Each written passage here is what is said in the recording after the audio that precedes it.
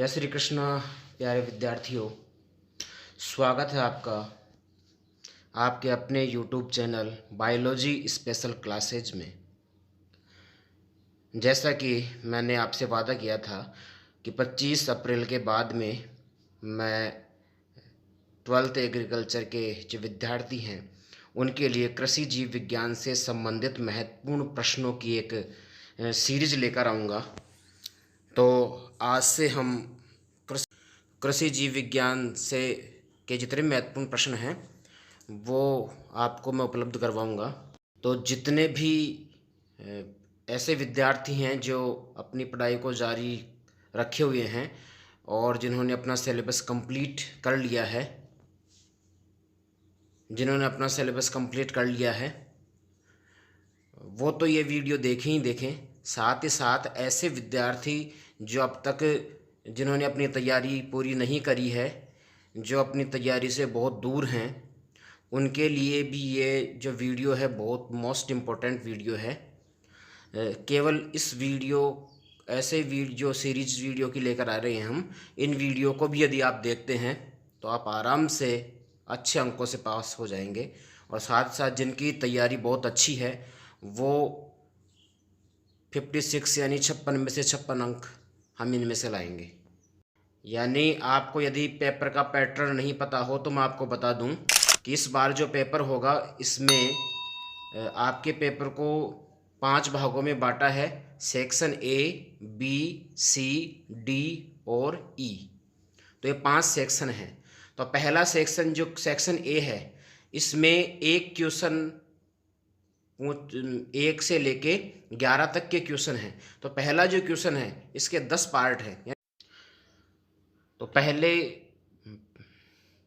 आपके 12th class में जो पहला चैप्टर है पादप प्रजनन, उस पादप प्रजनन चैप्टर में से 2 क्वेश्चन तो आपको ऑब्जेक्टिव टाइप क्वेश्चन पूछे जाएंगे जिसमें आपको प्रश्न दिए जाएंगे और 4 उसके ऑब्जेक्टिव होंगे जिनमें से आपको सही का चयन करना है। ऐसे ही आपके पूरी बुक में से 10 क्वेश्चन पहले क्वेश्चन के अंतर्गत छोटे छोटे 10 क्वेश्चन ऐसे होंगे जिनके आंसर आपका चयन करना है 4 ऑप्शन में से। इसके बाद में क्वेश्चन नंबर 2 से क्वेश्चन नंबर 11 तक एक एक अंक के ऐसे क्वेश्चन हैं जिनका आंसर एक पंक्ति में देना है। तो ऐसे 5 सेक्शन हैं। तो पहले सेक्शन ए में क्वेश्चन नंबर 1 से 11 तक एक एक अंक के क्वेश्चन हैं और इसके बाद में जो दूसरा सेक्शन है सेक्शन बी, इसमें 12 से 15 तक क्वेश्चन है यानी 4 क्वेश्चन हैं, प्रत्येक के 2 अंक हैं यानी 8 नंबर के ये क्वेश्चन हैं। सेक्शन सी में 16 से 19 तक यानी 4 क्वेश्चन जिनके प्रत्येक का अंक 3 है यानी 12 अंक हो गए कुल। डी सेक्शन में 20 से 21 यानी 2 क्वेश्चन हैं।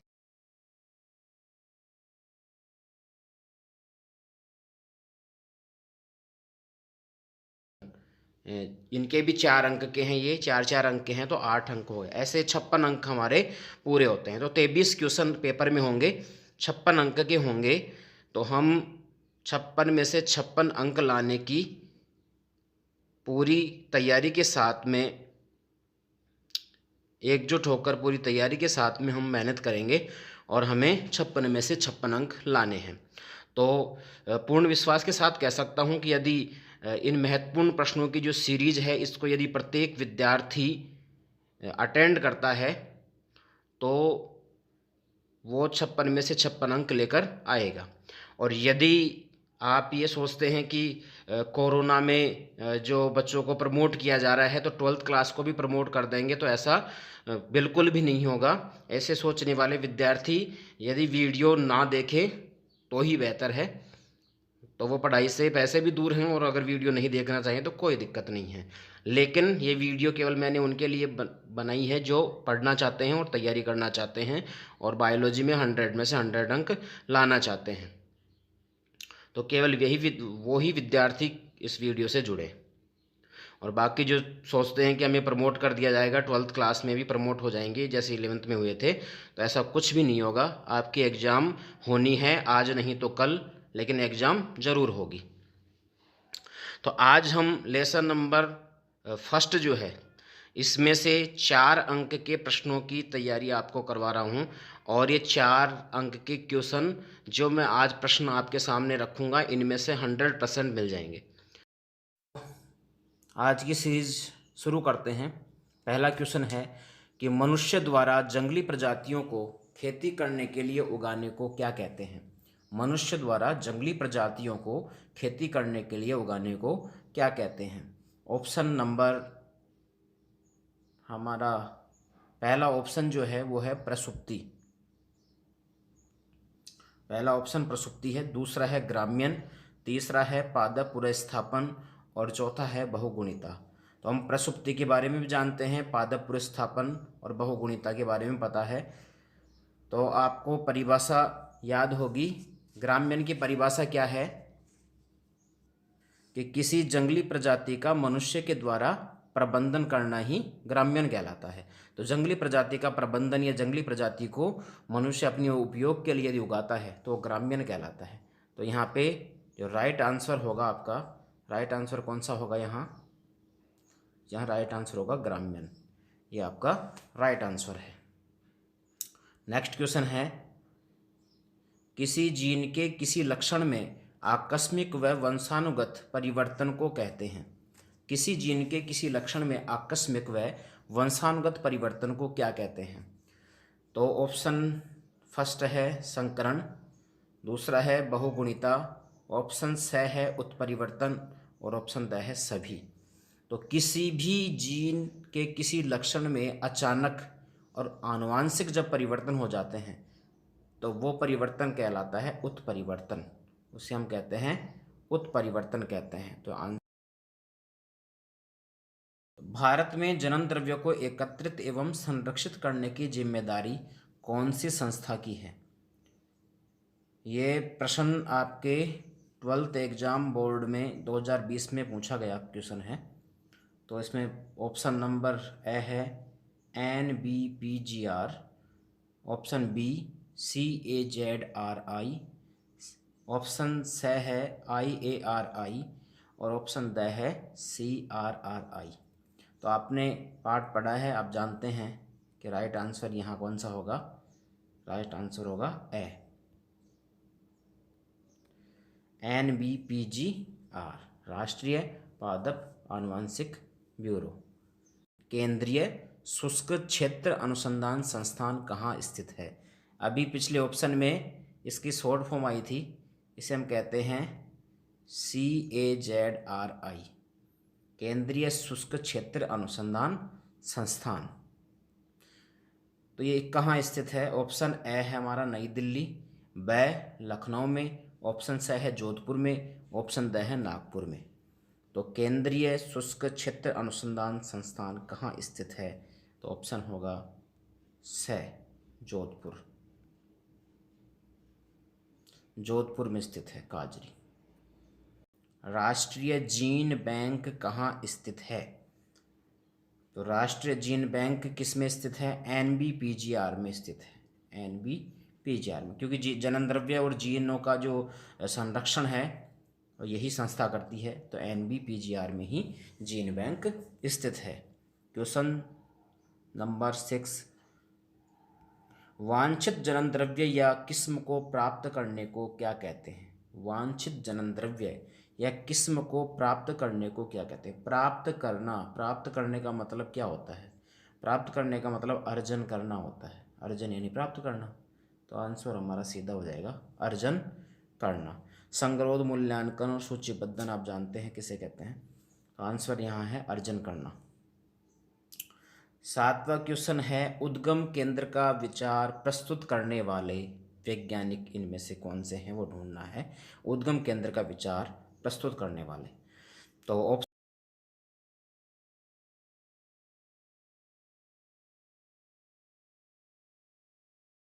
वेविलोव। तो आपको पता होना चाहिए कि उद्गम केंद्र का विचार प्रस्तुत वेविलोव ने किया था। तो आंसर हमारा होगा यहाँ वे बिलो, आंसर हो जाएगा द आंसर हमारा हो गया। नेक्स्ट क्वेश्चन, किसी जीव में द्विगुणित गुणसूत्र संख्या में, द्विगुणित यानी 2n जो गुणसूत्र हैं, जितने भी मनुष्य और जीव जंतु हैं उनमें गुणसूत्रों की 2 प्रतियां होती हैं। जैसे मनुष्य में होती हैं 23 और 23, 2 जोड़े पाए जाते हैं गुणसूत्रों के। तो प्रश्न है कि किसी जीव में द्विगुणित गुणसूत्र संख्या में एक या कुछ गुणसूत्रों की कमी या अधिकता होने को क्या कहते हैं। यानी इस 2n जो प्रति है इसमें या तो गुणसूत्र बढ़ें, +1 +2 +3 हो जाएं, या -1 -2 या -3 हो, तो इसे क्या कहते हैं। ऑप्शन है हमारे असुगुणिता, ऑप्शन ब है सुगुणिता, ऑप्शन स है स्वबहुगुणिता और ऑप्शन द है परबहुगुणिता। तो आंसर हो जाएगा इसमें हमारा असुगुणिता। गुणसूत्रों का द्विगुणन किस रसायन के उपचार द्वारा किया जाता है।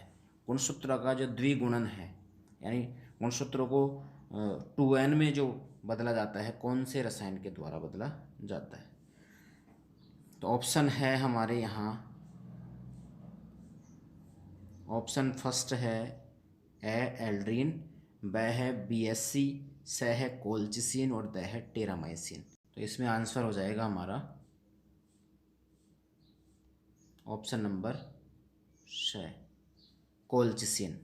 कोल्चिसिन इसका आंसर, कोल्चिसिन रसायन द्वारा हम गुणसूत्रों का द्विगुणन करवा सकते हैं।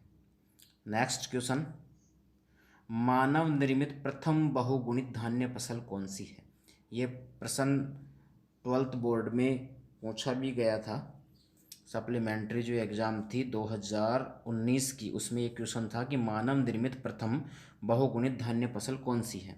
ऑप्शन देख लेते हैं। ऑप्शन है हमारे, पहला ऑप्शन है ट्रिटिकेल, दूसरा ऑप्शन है गेहूं की बोनी किस्म, तीसरा है संकर मिलेट और चौथा है गोल्डन राइस। तो आपको पता है सब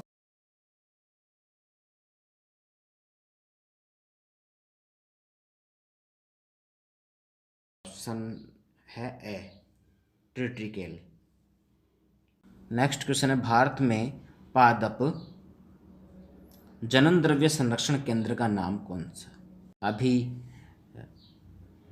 पहले ये दूसरे नंबर पे ही हमने क्वेश्चन किया है ऐसा, तो उसके अकॉर्डिंग आप आंसर दे सकते हैं।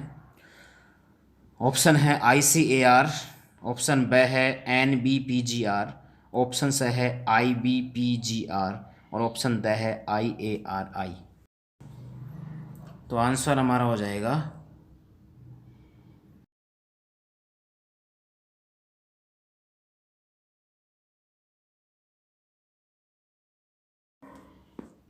चलो नेक्स्ट बढ़ते हैं। जेनकिंसन ने 1940 में किस आवर्ती वर्ण या चयन के बारे में बताया था। जेनकिंसन ने 1940 में किस आवर्ती वर्ण के बारे में बताया था। तो ऑप्शन है यहाँ हमारा, पहला ऑप्शन है शुद्ध वंशक्रम चयन, दूसरा है समूह चयन, तीसरा है सामान्य संयोजन समता के लिए आवर्ती नहीं है, ये आवर्ती चयन है, सामान्य संयोजन समता के लिए आवर्ती चयन, और ऑप्शन द है विशिष्ट संयोजन समता के लिए आवर्ती चयन। तो आपने पाठ में पढ़ा होगा सामान्य संयोजन समता के लिए आवर्ती चयन, उसमें स्टार्ट में दे रखा है कि जेनकिंसन ने 1940 में आवर्ती वर्ण की खोज करी थी, आवर्ती वर्ण के बारे में बताया था, वो था सामान्य संयोजन समता के लिए आवर्ती चयन। तो ऑप्शन हमारा हो जाएगा यहाँ स, सामान्य संयोजन समता के लिए आवर्ती चयन। नेक्स्ट क्वेश्चन,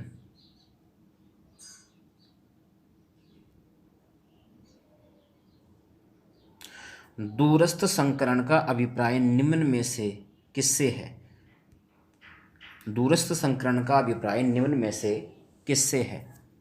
ऑप्शन ए है दो किस्मों के बीच, ब है दो जातियों के बीच संकरण, स है दो जिन्स के बीच संकरण, और द है ब एवं स दोनों सही। ऑप्शन नंबर हमारा यहाँ पे हो जाएगा द राइट। तो ये दोनों ही राइट आंसर है।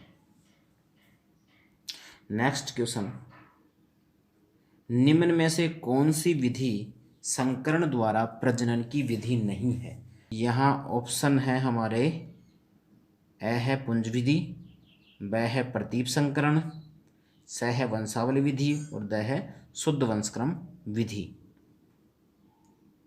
कौन सी विधि संकरण द्वारा प्रजनन की विधि नहीं है?